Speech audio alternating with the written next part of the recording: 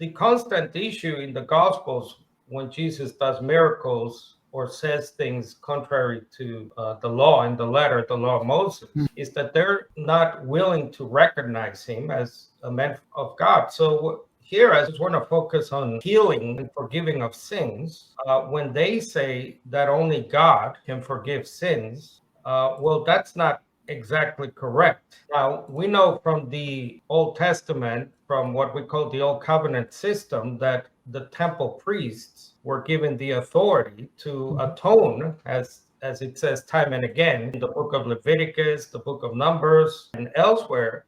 It repeatedly says that the priests had the authority, the ability to atone for not only individual sins. So here's Numbers 15, and it talks about sins unintentionally here in verse 22. But my point is that if you go down to verse 25, it says that the priest is to make atonement for the whole community of the Israelites. So this is for the whole nation, which is a type of what Jesus does for now the whole world. In other words, whoever is willing to accept him, not just the Israelite community, but all the nations. It goes on to say, they, the people, the Israelites, will be forgiven. Now, what's interesting there is that there's a use of what's known as the divine passive.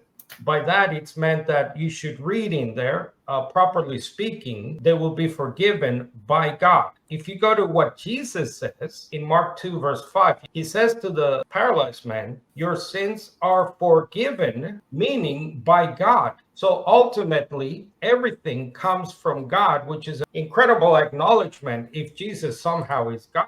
And then in the Gospel of John, similarly, he's telling the apostles there, and this is after the resurrection, as we know, John 20, he gives a commandment. He says, if you forgive sins, they will be forgiven, meaning, again, using that technique, divine passive, yes, they will be forgiven by God, ultimately. Going back to that Mark 2, people can forgive sins if they are from God, obviously. So the temple priest would be a type of that. And obviously the apostles as well. So here they're not technically correct, the Jews or the opponents of Jesus, because obviously they don't accept his messiahship, if